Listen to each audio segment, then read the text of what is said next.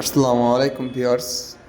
আজ 22শে জুলাই, রোজ বুধবার, Benapole border checkpost. সকালবেলা পাসপোর্ট যাত্রী ভারতে যাওয়ার দৃশ্য দেখছেন।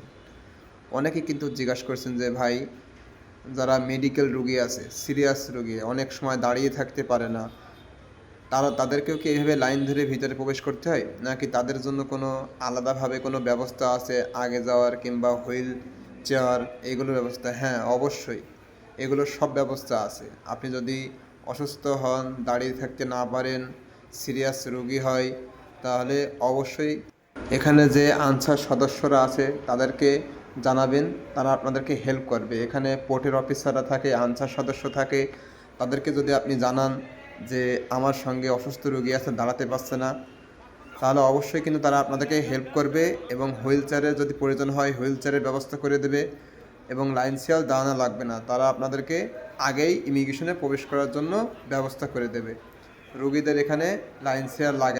আর বেনাপোল বর্ডারের বিষয়ে যদি কারো কোনো প্রশ্ন থেকে থাকে, কারো কোনো কিছু জানার প্রয়োজন হয়, তাহলে অবশ্যই আপনারা আমাদের কমেন্টসে জানাবেন, আমরা আপনাদের উত্তর দেওয়ার চেষ্টা করব। আর আজকের কিন্তু যাত্রী একেবারে স্বাভাবিক আছে, আপনারা কিন্তু লাইনে দেখছেন। আজ কিন্তু খুব বেশি যাত্রীও নেই, একেবারে খুব অল্প যাত্রীও নেই। আজ কিন্তু মিডিয়াম যাত্রী আছে, গতকালকের থেকে একটু বেশি। এই যে দেখছেন লাইন, কিন্তু সকালে কিন্তু line by line, serial by serial কিন্তু ইমিগ্রেশনে প্রবেশ করছে। ইমিগ্রেশন কিন্তু খুলে দিয়েছে। এই দেখুন, সকালে কিন্তু লাইন বাই লাইন ইমিগ্রেশনে প্রবেশ করছে।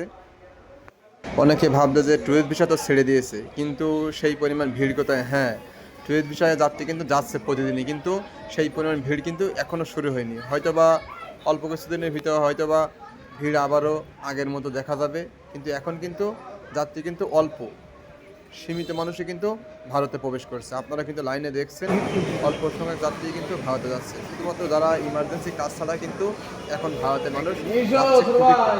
এখানে কিন্তু অধিকাংশই মেডিকেল ভিসা যাত্রী, যারা এখন এই যে ভারতে আছে তারা কিন্তু অধিকাংশই মেডিকেল ভিসা। খুবই অল্প সংখ্যক যাত্রী কিন্তু ট্যুরিস্ট ভিসা যাত্রী এখানে আছে।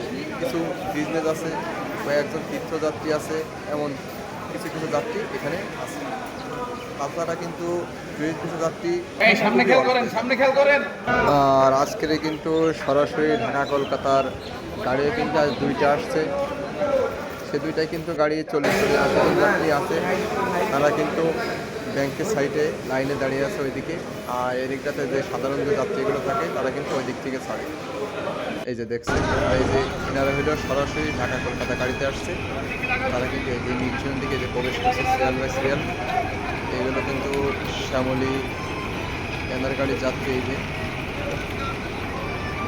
সকালে যাত্রী কিন্তু এই যে সিরিয়াল বাই সিরিয়াল কিন্তু এই যে ইমিগ্রেশনে প্রবেশ করছে। এই যে দেখুন, সকলে কিন্তু সিরিয়াল বাই সিরিয়াল যাচ্ছে, যারা কিন্তু সরাসরি ঢাকা কলকাতা গাড়িতে আসছে। আর এই যাত্রীগুলো কিন্তু একটা সুবিধা আছে, তারা কিন্তু ইমিগ্রেশনে সর্বপ্রথম প্রবেশ করে। সরাসরি ঢাকা কলকাতা যাত্রী কিন্তু সর্বপ্রথম ইমিগ্রেশনে প্রবেশ করে। এই সুবিধাটা কিন্তু এই সরাসরি ঢাকা কলকাতা যাত্রী পায়।